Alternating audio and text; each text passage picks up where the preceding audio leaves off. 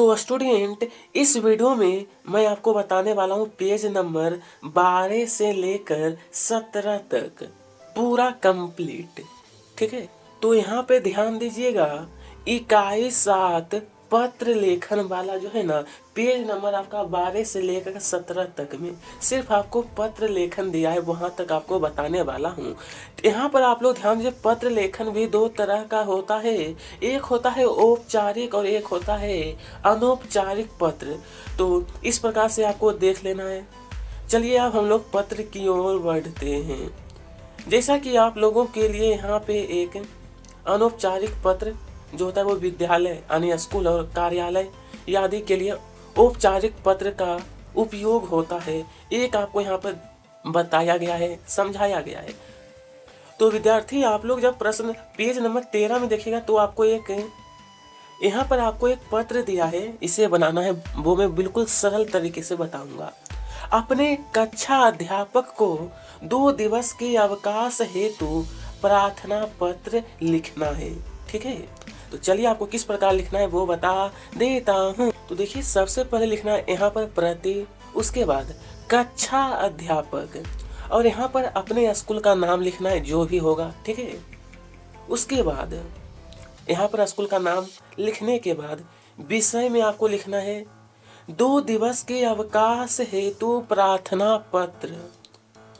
अब लिखना है निवेदन है कि मैं कक्षा 9वीं का नियमित छात्र हूँ। मुझे पारिवारिक कार्यवास 2 दिनों के लिए घर से बाहर जाना है, जिसके कारण मैं दिनांक, जो भी दिनांक आप लोग लिखना चाहें, जैसे मैंने यहाँ पर यह जो वीडियो मैं बना रहा हूँ 14 अक्टूबर को, तो 14 अक्टूबर से 15 अक्टूबर तक विद्यालय उपस्थित नहीं हो पाऊंगा।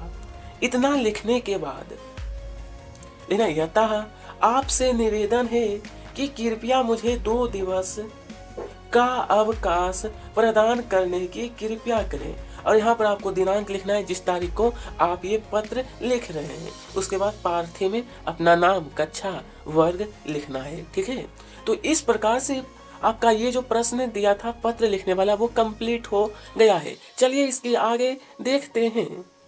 दूसरा नंबर, अपने प्राचार्य को शाला शुल्क से मुक्ति हेतु आवेदन पत्र लिखिए। यहाँ पर शाला का मतलब हो गया पाठशाला यानी कि स्कूल। ठीक है, अपने स्कूल से मुक्ति हेतु आवेदन पत्र, शुल्क से मुक्ति। तो सबसे पहले प्रति, यहाँ पर लिखना है प्राचार्य, क्योंकि आप लोग प्राचार्य को शाला शुल्क से। ठीक है, तो यहाँ पर पाठशाला शुल्क प्राचार्य हो गया। उसके बाद अपने स्कूल का नाम लिखना है जो भी होगा। विषय आपका रहेगा पाठशाला शुल्क से मुक्ति हेतु आवेदन पत्र। फिर महोदय, सविनय निवेदन है कि मैं कक्षा 9वीं का नियमित छात्र हूँ। मेरे पिता की आर्थिक स्थिति कमजोर है, जिसके कारण शुल्क जमा करना संभव नहीं है। मैं अध्ययन में सदैव अच्छे अंक प्राप्त करता हूँ। यथा आपसे निवेदन है कि कृपया मुझे शुल्क से मुक्ति प्रदान करने की कृपया करें। इतना करने के बाद आपको दिनांक लिखना है जिस तारीख को आप ये पत्र लिख रहे हो, और पार्थी में जो आप लोग लिखते हैं। ठीक है, तो इस प्रकार से आपका यह भी कंप्लीट हो गया है। तीसरा नंबर, अपने प्राचार्य को स्थानांतरण प्रमाण पत्र प्राप्त करने हेतु आवेदन पत्र लिखिए। आवेदन पत्र, चलिए जिस प्रकार से नंबर 1 और 2 बना है ना, उसी प्रकार से इसे भी हम लोग बनाने वाले हैं, बिल्कुल सरल तरीके से। ठीक है, प्रति प्राचार्य, अब अपने स्कूल का, विद्यालय का नाम लिखना है। उसके बाद लिखना है विषय में आपको लिखना है स्थानांतरण प्रमाण पत्र प्राप्त करने हेतु आवेदन पत्र। अब लिखना है महोदय, निवेदन है कि मैं कक्षा 9वीं का नियमित छात्र हूँ। मेरे पिताजी का स्थानांतरण अन्य शहर में हो गया है, जिसके कारण मुझे अपने परिवार के साथ वहां जाना पड़ रहा है। अब मैं इस विद्यालय में अध्ययन जारी रखने में असमर्थ हूँ। यतः आपसे निवेदन है कि कृपया मुझे स्थानांतरण प्रमाण पत्र प्रदान करने की कृपया करें। ठीक है, या फिर अगर आप चाहें तो यहाँ पर दूसरा वजह भी लिख सकते हैं। ठीक है, जिसे मैंने यहाँ पर लिखा हूँ ना कि पिताजी का स्थानांतरण अन्य शहर में, यहाँ पर अगर आप लोग चाहें तो दूसरा कारण भी लिख सकते हैं। ठीक है, सिर्फ अगर आप लोग चाहे तो चेंज यहाँ पर कर सकते हैं और ज़्यादा कुछ नहीं।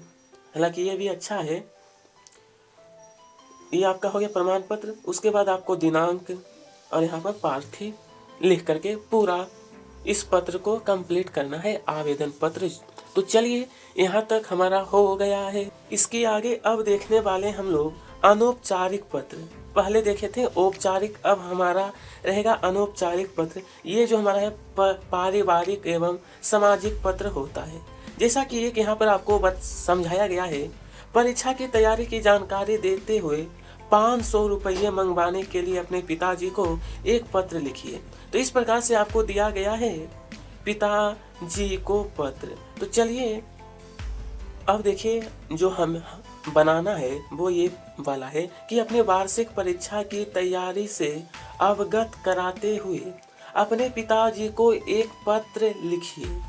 चलिए, तो इसको इस प्रकार बनाना है। सबसे पहले अपना पता लिख रहे हैं। आप जहाँ से पत्र लिख रहे हैं ना, वहाँ का पता यहाँ पे आपको लिखना है, आपको राइट साइड के ऊपर में। उसके बाद एक चीज़ और करना है, यहाँ पर दिनांक भी लिख दीजिएगा। इतना करने के बाद अब आपको लिखना है प्रति प्रिय पिताजी, सादर नमस्ते। आशा है आप स्वकुशल होंगे। मैं यहाँ ठीक हूँ और अपने वार्षिक परीक्षा की तैयारी मन लगाकर कर रहा हूँ। सभी विषयों का पुनरावर्तन का मतलब है रिपीट, रिवीजन प्रतिदिन कर रहा हूँ। शिक्षकों का पूरा सहयोग मिल रहा है। मुझे विश्वास है कि इस बार अच्छे अंक प्राप्त करूंगा और आपका नाम रोशन करूंगा। इतना करने के बाद फिर लिखना है माता जी को मेरा सादर प्रणाम कहिएगा। अब नीचे में आपको आपका आज्ञाकारी पुत्र लिखना है और यहाँ पर अपना नाम जो है वो लिखिएगा। ठीक है, और इसमें ज़्यादा कुछ नहीं है। इस प्रकार से आपको एक सरल तरीके से बताया गया है आपको। ठीक है, बिल्कुल सरल तरीका है। अब फिर नंबर 5 है प्रातःकालीन सैर के लाभ बताते हुए अपने छोटे भाई को पत्र लिखिए। चलिए, तो यहाँ पर आपको पता लिखना है। उसके बाद दिनांक, जहाँ से आप लोग पत्र लिखते हैं ना उसका पता, आइए आपका दिनांक रहेगा। फिर प्रति प्रिय छोटे भाई, स्वप्रेम नमस्ते। आशा है तुम अच्छे होगे। आज मैं तुम्हें प्रातःकालीन सैर के लाभ बताने के लिए यह पत्र लिख रहा हूँ। सैर का मतलब हो गया आपका सुबह में जो हम लोग टहलते हैं ना, सैर। उसके बाद प्रातः सैर करने से शरीर स्वस्थ और मन प्रसन्न रहता है।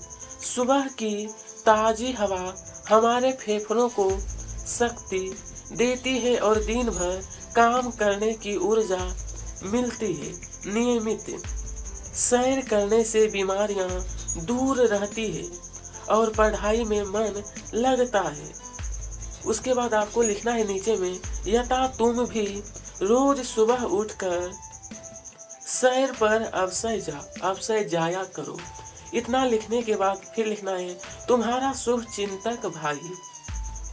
शुभचिंतक भाई। और यहाँ पर नीचे में क्या करना है विद्यार्थी, और नीचे में आपको क्या करना है, यहाँ पर अपना नाम लिखिएगा। तो ठीक है, इसी के साथ आपको जो मैं बताया था पेज नंबर 12 से लेकर 17 तक मैं बताने वाला हूँ, पूरा आपको बता दिया हूँ। कमेंट में बताइएगा अगला पेज नंबर कहाँ से कहाँ तक आपको चाहिए। वीडियो पसंद आई हो तो लाइक करिएगा, साथ में सब्सक्राइब।